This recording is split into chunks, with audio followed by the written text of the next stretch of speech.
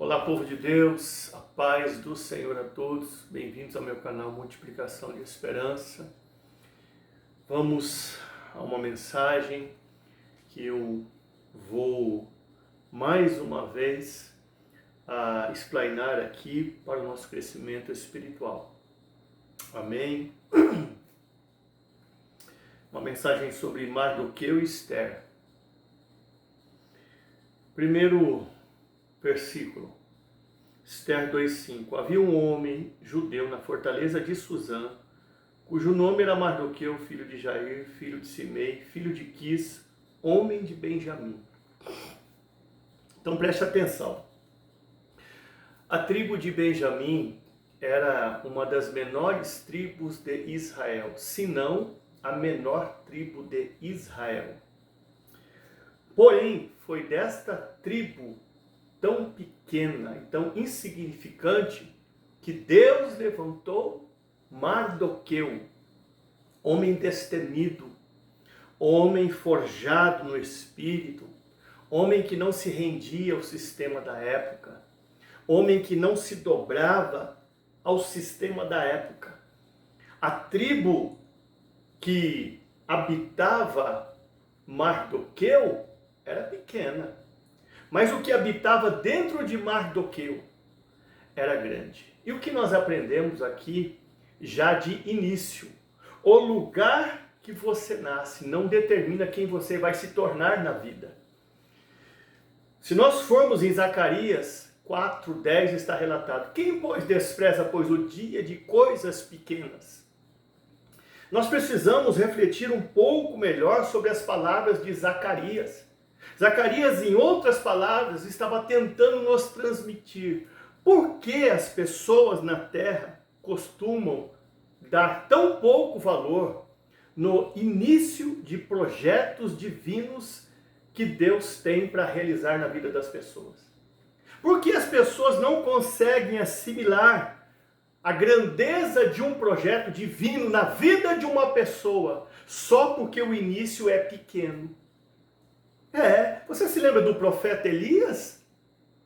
O profeta Elias, ele morava em uma cidade chamada Tisbi. E na época, dizem os estudiosos, que para localizar a cidade de Tisbi no mapa não era possível, de tão pequena e insignificante que era esta tribo, esta cidade.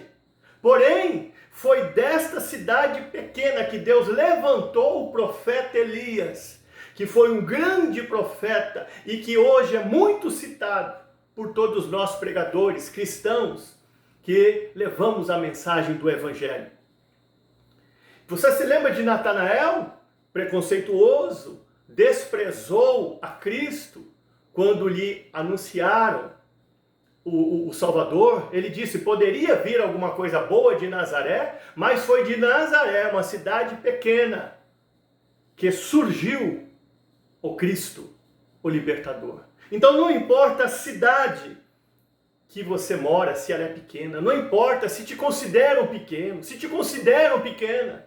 O que importa é que aquilo que Deus vai realizar na sua vida, no seu ministério, é grande, o projeto é grande, a obra é grande. O que Deus tem para fazer na sua vida e na minha vida é grande.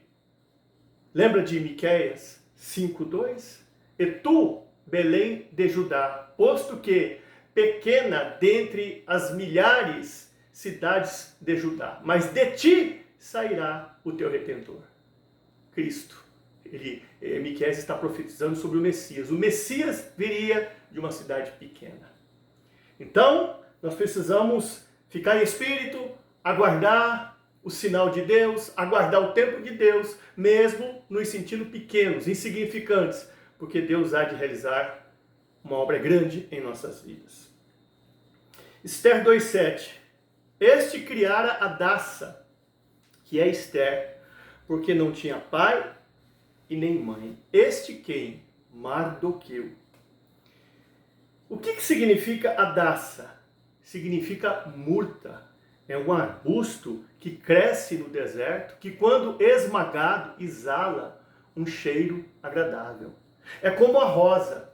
Se você esmagar uma rosa, vai exalar um cheiro agradável. E o que nós aprendemos aqui? A Daça foi esmagada pelos processos divinos, desde a sua mocidade. E um dos processos divinos pelos quais ela passou, que a esmagou, foi o fato dela ter perdido pai e mãe e ter se tornado órfã. Imagina como que foi difícil para uma menina, desde ali, dos seus primeiros passos caminhando na terra, uma menina inocente, já não ter pai e mãe. É um processo divino que esmagou a Daça. Porém, nós podemos entender que a Daça foi esmagada pelos processos divinos, mas ela exalou o bom cheiro de Cristo no deserto, no anonimato. Ela exalou o bom cheiro de Cristo, como está relatado em 2 Coríntios 2,15. Está relatado lá, porque somos o bom perfume de Cristo para aqueles que se salvam e para aqueles que se perdem. Quero dizer algo para você muito interessante. O bom perfume é aquele que exala na tragédia e não no triunfo. Exalar o bom perfume de Cristo quando nós estamos sendo restituídos é fácil. Exalar o bom perfume de Cristo quando as portas estão abertas é fácil. Exalar o bom perfume de Cristo quando tudo está caminhando sob o nosso controle é fácil. Exalar o bom perfume de Cristo quando as coisas estão acontecendo é fácil. Agora eu quero ver exalar o bom perfume de Cristo quando as portas estiverem fechadas. Eu quero ver exalar o bom perfume de Cristo quando tudo estiver dando errado. Eu quero ver exalar o bom perfume de Cristo quando eu estiver no anonimato. Eu quero ver exalar o bom perfume de Cristo quando tudo estiver ao contrário, quando tiver ventania, tempestade, tormenta, quando eu continuar sendo o último da fila, só sendo renovado por Deus. Quando eu estiver somente ouvindo Deus falar que vai cumprir a promessa, mas eu permanecer ainda só sendo renovado e não vendo a promessa concretizada. Aí é que eu quero ver se eu consigo exalar um bom perfume de Cristo. Eu me lembro que Henry Ford, o inventor do automóvel, depois de fracassar muitas vezes, ele conseguiu se tornar esse gênio que inventou o automóvel. Mas ele fracassou muitas vezes antes. Ele perdeu muitas batalhas. E aí ele deixou uma frase escrita que marcou gerações.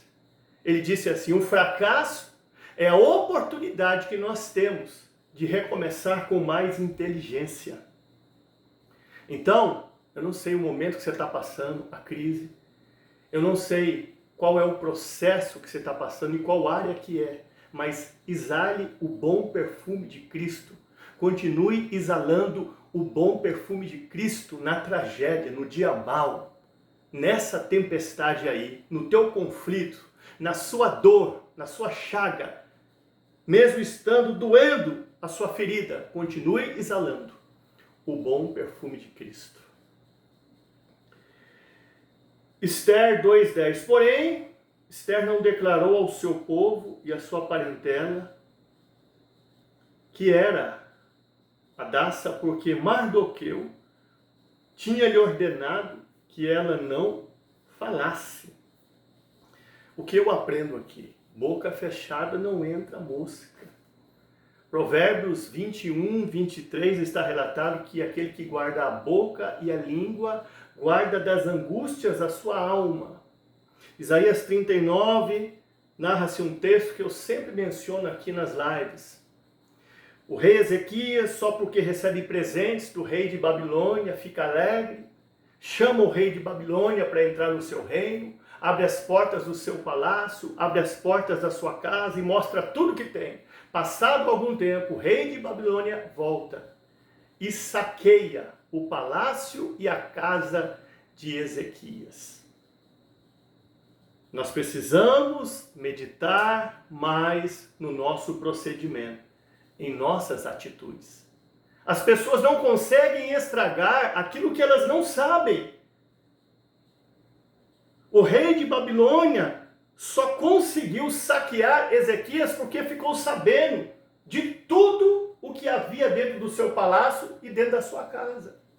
Neemias 2:12 está relatado: então me levantei de noite, eu e alguns homens comigo, e não declarei a ninguém o que o meu Deus colocou no meu coração para fazer em Jerusalém. Neemias tinha projetos de Deus. Neemias tinha sonhos de reedificar os muros de Jerusalém, porém ele não revelou o seu projeto a ninguém. Ele pediu ajuda, mas não revelou a ninguém quais eram os seus projetos de reconstrução, por onde ele iria começar. Você se lembra de Salmos 25:14? O segredo do Senhor é para aqueles que o temem. Esther estava dentro de um palácio. Porém, ela não permitiu que as vozes do palácio fossem maiores do que a voz de Mardoqueu. Mardoqueu disse para ela: guarda segredo, não revela que você é judia, não revela quem você é, para que os planos de Deus não se estraguem para a sua vida. Por isso que está relatado em Eclesiastes 8:5, na parte B, que o sábio discernirá no seu coração o tempo e o modo. Então, quem sabe, através dessa mensagem, Miguel está sendo Mardoqueu para a sua vida. Se Deus te honrou, você está no palácio, se é tempo de colheita, se você está frutificando, não ouça as vozes das pessoas que estão no palácio. Ouça a voz de Mardoqueu. Miguel simboliza Mardoqueu aqui. Não conte os propósitos de Deus para a sua vida para quem está com você no palácio. E nem ouça as vozes daqueles que estão no palácio. Ouça a voz de Mardoqueu. 1 Coríntios 14:10, há porém muita espécie de vozes no mundo e todas elas têm um significado. Então, boca fechada, não entra música. Esther 2:21, naqueles dias, assentando-se à porta do rei. Quem assentou-se na porta do rei? Mardoqueu. Apocalipse 3:8 está relatado: eu conheço as suas obras, e eis que diante de ti eu pus uma porta aberta que ninguém pode fechar. Tendo pouca força, guardaste a minha palavra e não negaste o meu nome. O interessante é que Mardoqueu sentou diante da porta do rei. E quem é a porta? Eu acabei de citar o versículo: Jesus. Mardoqueu se assenta diante da porta, que é Jesus, para, de alguma forma, lutar pela sua vitória, para conquistar a vitória. Mardoqueu se assenta diante da porta, que é Jesus, para interceder pelo teu povo, para interceder pelos judeus, que era o seu povo, o qual ele amava. O que nós aprendemos aqui? Você quer que o teu povo alcance a salvação? Então, se posicione diante da porta, que é Jesus. Você quer livramento para o seu povo, para a sua parentela, para a sua família? Então, se posicione diante da porta, que é Jesus. Você quer que a sua família, o teu povo, a tua parentela, venha para os pés do Senhor? Então se posicione diante da porta, que é Jesus. É por isso que está relatado em João 10:9. Eu sou a porta. Aquele que entrar por mim, achará pastagem, sairá e se salvará. Jesus é a porta. Você quer vitória? Então se posicione diante da porta, que é Jesus. Você quer que o teu povo comece a congregar? Você quer que o teu povo aceite a Jesus? Você quer que o seu povo se batize nas águas? Você quer o teu povo unido com você de mãos dadas e caminhando na terra, anunciando a palavra? Então se posicione diante da porta, que é Jesus. Sabe o que mais que eu aprendo aqui? Por Mardoqueu estar na porta, que é Jesus, por Mardoqueu ter se posicionado na porta, que é Jesus, ele ouviu a conspiração que havia contra os judeus, que era o seu povo. Então, quando nós nos posicionamos diante da porta, que é Jesus, nós começamos a ouvir de Deus quem são aqueles que conspiram contra a nossa vida, o nosso chamado, o nosso ministério. Quando nós nos posicionamos diante da porta, que é Jesus, nós começamos a conhecer e a entender quem são aqueles que querem nos matar espiritualmente, nos tirar de cena. Quando nós nos posicionamos diante da porta, que é Jesus, nós começamos a conhecer quem são aqueles que oram contrário às nossas vidas? Quem são aqueles que querem o nosso mal, a nossa derrota, a nossa frustração, a nossa decepção? Quando nós nos posicionamos diante da porta, nós começamos a saber, entender quais são aqueles que torcem para nos ver no pó. É isso que eu aprendo aqui. Quando nós nos posicionamos como Mardoqueu diante da porta, que é Jesus, se cumpre em nossa vida Daniel 2:22. Mas ele revela o profundo e o escondido, e aquilo que está em trevas, porque com ele mora a luz. Você se lembra do profeta Eliseu? Ele vivia diante da porta, que é Jesus. E foi revelado para ele os planos malignos do rei da Síria. E Israel foi livrado várias vezes. Esther 3:2, vamos aqui acabar. E todos os servos do rei que estavam à porta se prostravam diante de Amã, porém Mardoqueu não se inclinava diante de Amã. O que nós aprendemos aqui? Quem está diante da porta, que é Jesus, não se inclina perante homens. O diabo quis fazer o mesmo com Jesus, quando disse para ele, se prostrado me adorares, mas só que não funcionou. O rei Nabucodonosor quis fazer o mesmo com Sadraque, Mesaque e Abidnego, dizendo para eles se prostrarem diante da estátua de ouro que ele tinha construída, mas também não funcionou. Em Apocalipse 22, versículo 8 ao 9, João queria se prostrar diante de um anjo, só porque o anjo trouxe revelações profundas a ele. Mas o anjo disse para ele, não faças isso. Sou servo como você e como os seus irmãos. Se eu não tenho que me prostrar nem diante de um anjo, quanto mais diante dos homens. O que nós aprendemos aqui? Não se prostre perante homens para obter agenda. Não se incline perante homens para obter reconhecimento. Não se humilhe perante homens só para obter honra. Aguarda o tempo de Deus para a sua vida. Tudo acontece na nossa vida no tempo de Deus. Antes do tempo pode espernear, pode pular, pode ficar dodói, pode ficar de mal com Jesus, que não acontece nada. Esther 3:5, vendo Amã, olha o tempo, que Mardoqueu não se inclinava a ele, se encheu de furor. Sabe o que eu aprendo aqui? As pessoas vão te odiar por você ter se posicionado na porta que é Jesus. As pessoas vão te detestar por você ter de alguma forma se posicionado contra o sistema. As pessoas vão ter antipatia por você ser crente. As pessoas vão tentar te tirar da posição. As pessoas vão tentar, de alguma forma, te paralisar. As pessoas vão tentar te entristecer. As pessoas vão profetizar a derrota para a sua vida. As pessoas vão tentar, de alguma forma, fazer com que você desista. Mas, 1 Coríntios 7:20 está relatado, cada um fique na vocação em que foi chamado. Não saia da posição.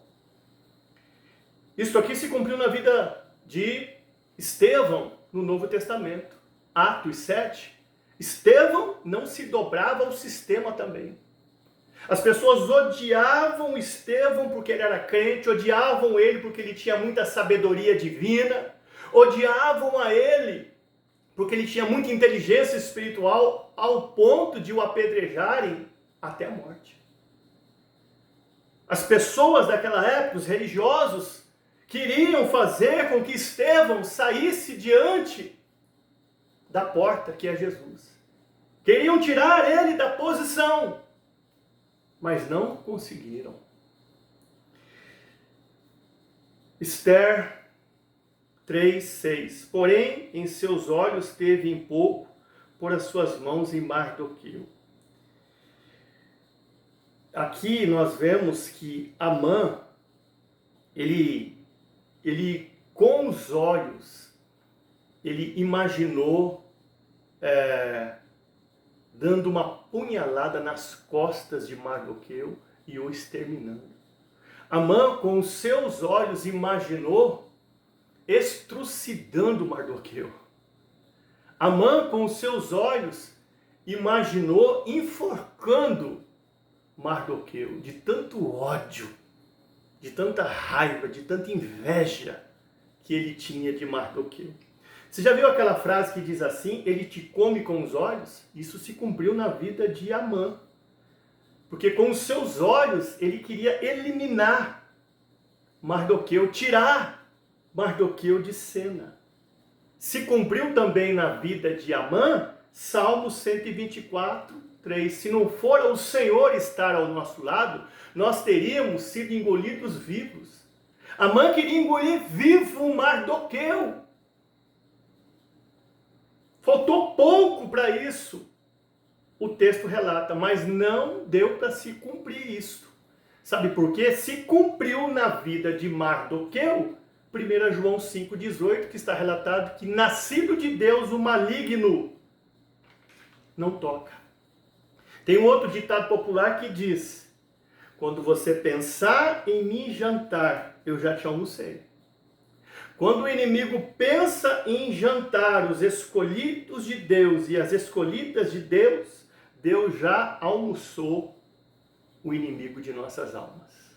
E para terminar, Esther 3:9. Se bem parecer ao rei, escreva-se que os matem. Quem está dizendo isso? Amã. E o que nós aprendemos aqui? Amã percebeu que Mardoqueu não se inclinava perante ele, não se rendia ao sistema.